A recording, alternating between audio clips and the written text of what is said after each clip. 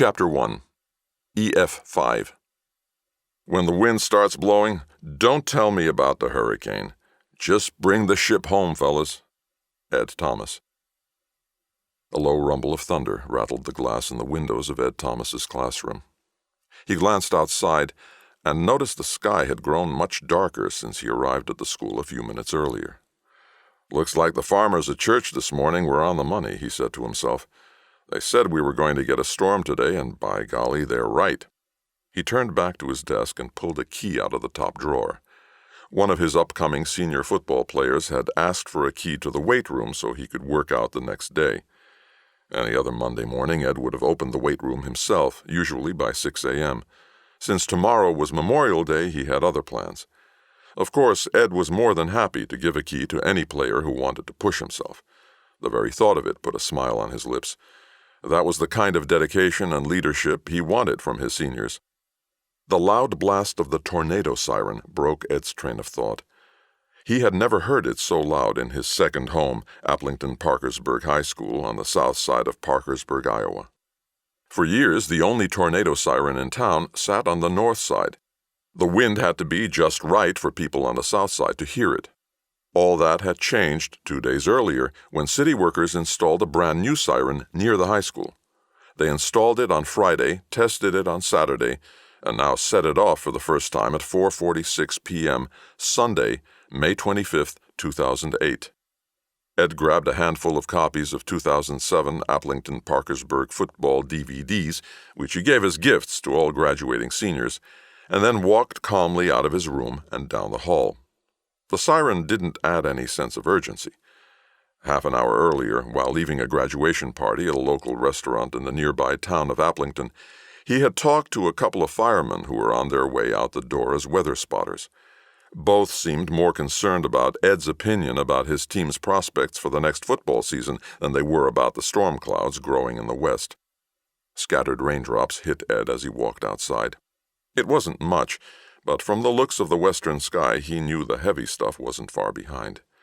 "I better go get my golf cart before this thing hits," he said. He'd spent the first part of the afternoon playing golf with his youngest son, Todd, and Todd's soon-to-be father-in-law, Mike Brannon. Ed had to take off after 9 holes to attend the numerous high school graduation parties going on that afternoon and evening. Rather than use one of the rental carts from the golf course, Ed had his own. It was his most treasured possession. A few years earlier, the community and his players, past and present, presented it to him when he won his 200th game as a coach. He even had a special trailer for it, which he pulled behind his pickup truck. Before he left the afternoon golf game, Ed told Todd to leave the cart at the course, and he would pick it up later. This was later enough. Ed climbed in his car and drove the 3 blocks from the school to his house on the far south side of Parkersburg. As he walked in the front door, he called out to his wife, "Hey, Jan, where are you?" "I'm in the basement, where more people should be." "You need to get down here, now," she said. Ed and Jan put in the basement during the first of the 3 home additions they had made over the course of 10 years. When they bought the house a year after they married, it was quite small, just over 800 square feet. As their budget and family grew in size, they added onto it, first another bedroom, then a new kitchen, and finally a new living room and bathroom. They added the basement with the bedroom. Since Iowa is known for tornadoes, it seemed like the thing to do. However, Ed never expected to have to use it. Legend had it that a tornado could not strike Parkersburg because it sat at the fork of a river. Up until Memorial Day weekend 2008, the legend seemed pretty accurate. "I need to go get my golf cart first. I'll be right back." "Forget the golf cart," Jan said. "Channel 7 said this storm is really bad. I heard the fire trucks go by on their way out of town right after the storm sirens went off. That can't be good, not if they're moving fire trucks out of harm's way." "Oh, it can't be that bad. The television always blows these things way out of proportion. I don't want to leave my golf cart out in the rain. I'll be right back." "No, there isn't any time." "I looked around when I came home. I didn't see anything." "You couldn't see anything because of all the trees. Grab your pillow and get down here fast." A trained emergency medical technician, EMT, and volunteer first responder with the local ambulance service Jan knew that most injuries in storms come from flying debris. That's why she knew to take her pillow with her to the basement when the storm sirens went off. "All right, you win," Ed said. 32 years of marriage had taught him that some arguments are best lost. He went into their bedroom, grabbed his pillow off his bed, and walked down into the basement, closing the door behind him. Ed found Jan under the basement stairs, but he didn't join her there. He stood in the middle of the basement floor, his arms crossed, with a look on his face that said, "I'm here, are you happy now?" No sooner had he crossed his arms than they heard a loud rush of wind, like the dry cycle of the car wash on steroids. "Do you hear that?" Jan said. "Yeah," Ed said. He dropped his arms, grabbed his pillow, and jumped under the basement steps with Jan. Both of them barely fit in the space under the stairs. The two curled up into a near-fetal position next to one another, their faces less than an inch apart, their arms holding their pillows tightly against their heads. Above their heads, a freight train plowed into their house. Boards snapped, glass shattered. A deafening cracking sound started at one end of the house and raced toward the other. Ed and Jan looked at each other, their eyes wide with fear. They both started praying out loud, their voices drowned out by the wind that grew louder and louder. Dirt dropped down on top of the two of them. Jan peeked out once and saw nothing but absolute black. "Oh, God, please don't let the house collapse on top of us," she cried out. "Amen," Ed said. And then, as quickly as it started, the wind stopped. Everything grew still and silent. "I'm going out there," Ed said. "No, wait just a minute. There could still be more," Jan said. "I really think it's over. I want to go up and have a look around, make sure everything is okay." Ed was the optimist of the family, Jan the realist. She looked him in the eye and said, "You know when you open that door that our house is gone, don't you?" "You think?" Ed said in a doubtful tone. "Absolutely. It's gone." 2 houses down the block, Todd Thomas and Candace, his fiancée, were at the home of Mike and Nancy Brannon, Candace's parents. Candace and Nancy spent most of the afternoon working on the wedding invitations, along with Jan. Jan left when the television weatherman warned of an approaching storm. Todd and Mike played golf with Ed. They played only 3 additional holes after Ed left to head for the graduation parties. A clubhouse attendant came out to the 13th tee box and said, "A big storm is heading our way. You need to clear the course." Todd didn't want to leave. He was up by several strokes and hated to waste a good game of golf. But playing in the rain wasn't exactly his idea of a good time, so they did as they were told. The tornado siren went off not long after Todd and Mike made it back to Mike's house. As soon as the siren started blaring, Candace and Nancy darted for the basement. Todd and Mike headed toward the front door. "Where are you going?" Candace asked. "To take a look," Todd said. "A look? At what?" Candace said. "You know, the storm. To see if anything is headed our way," Todd said in a matter-of-fact, "Duh, what else do you do when tornado sirens go off tone?" "We won't be out there a minute, I promise." Candace rolled her eyes and ran downstairs. Todd and Mike walked out into the front yard. The wind and rain that chased them off the golf course earlier had stopped, replaced by a dead calm. Silence hung in the air. Nothing made a sound. No dogs barked in the distance, no bird sang, and not even an insect buzzed. Parkersburg felt and sounded abandoned. "Wow, that's weird," Todd said. "Yeah, I've never felt anything quite like this before," Mike replied. "Get ready. I've got a feeling something is about to happen," Todd said. The two of them looked out toward the west. Storms in Iowa always travel west to east.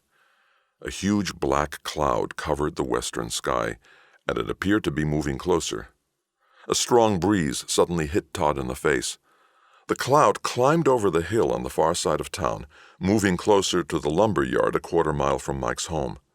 Suddenly, the lumber yard exploded as the cloud fell on top of it. Sheet metal and 2x4s and poles flew through the air. "Crap! Let's get out of here!" Todd shouted. They ran into the house, flew down the stairs of the basement, and dove under the pool table where Candace and Nancy were huddled. Only then did they hear the proverbial freight train sound. Todd couldn't quite fit his 6'5" frame under the pool table. His legs stuck out exposed. Glass crashed overhead, followed by a loud, tumbling, rolling sound. "I think that was the couch," Mike said. Nancy turned on a flashlight and prayed.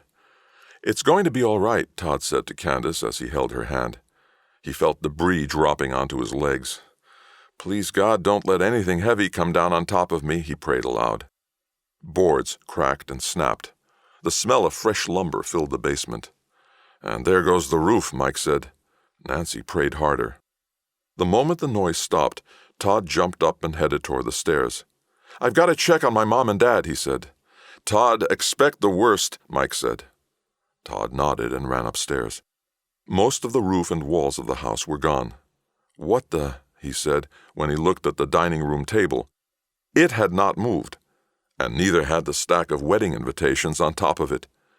He glanced over to where he had parked his 2006 Nissan Maxima. A tree had sliced the car in half. Todd ran out to the Brannons' front yard. He could not believe his eyes. Every house, every business, for as far as he could see, had been reduced to piles of rubble. He looked around from side to side. A few minutes earlier, the town sounded abandoned. Now it looked completely deserted. "Where is everybody?" he said. "Oh my gosh, didn't anyone else survive?" He had been told to expect the worst, but this was worse than his mind could imagine. Almost worse. Where were his parents? Were they okay? His mother had called him right before the storm hit, asking if he knew where his father was. If Todd knew his dad, and he did, then he was probably down at the golf course loading up his golf cart right when the tornado blew through town. And if Dad was there, then... Todd pushed those thoughts out of his head. "Mom! Dad! Are you okay?" he shouted as he ran toward his parents' house. Todd jumped over a set of downed power lines and ran the short distance from the Brannons' home to his parents' home. "Mom! Dad!" he yelled as he ran into their yard. The storm had thrown a flatbed trailer into the side of Ed and Jan's house where the front door had once been. It held up what little of their roof remained. "How am I going to get in?" Todd said before he realized that all of the walls of the house were gone, with the lone exception of one interior wall with the door to the basement. "Mom! Dad!" he shouted. "We're fine. We're down here," he heard his father yell. Todd flung open the basement door and ran down the stairs. He threw his arms around both of them. "We're okay," his mother said in a matter-of-fact tone. Ed, the rough-and-tumble football coach, choked back tears. Not Jan. Nothing ever seemed to faze her. "Go check on Marion," she said. Marion DeBoer was their retired, widowed neighbor who lived by herself. Jan had tried to get her to come over and join her in the Thomas basement before the storm. She refused, saying she would be fine in her own basement. Ed followed Todd up the stairs. He glanced back at Jan, who seemed to lag behind. "Are you coming?" he asked. "Yes, but of all the dumb things to do," she said. "What?" "I was so intent on getting down here when the sirens went off that I forgot my shoes. I grabbed my pillow and completely forgot my shoes." "Do you want me to help you find some?" "No, go and check on the neighbors. I'll be all right." Ed did as he was told, and as he climbed out of the basement, he found himself out in the open, even while inside what had been his living room a couple of minutes earlier. Upended cars littered the streets around him. Shattered boards stood where houses had once been. "It looks like a war zone," he said to Todd. Ed turned toward his bedroom, or at least where his bedroom was supposed to be. The rest of his house, along with the entire neighborhood, was gone. The large maple trees that lined the streets had all been stripped bare and mangled into deformed skeletons. He turned and walked in the general direction of where the front door used to be. "What on earth?" he said at the sight of the flatbed trailer wedged into his house. Off to one side he saw his pickup truck. It looked like someone had taken a giant can opener to it. The golf cart trailer was nowhere to be seen. Looking past his truck, he stared off to the north and east toward his second home, AP High School. Even from a half a mile away, he could see that the top half of the gym was gone. He couldn't tell how badly damaged the rest of the buildings might be, but even from this distance he knew it wasn't good. His head spun as his mind tried to process what his eyes saw. Ed leaned over with his hands on his knees as if he had just been punched in the stomach. In a way, he had. Jan emerged from the basement and came up behind him. She glanced around quickly.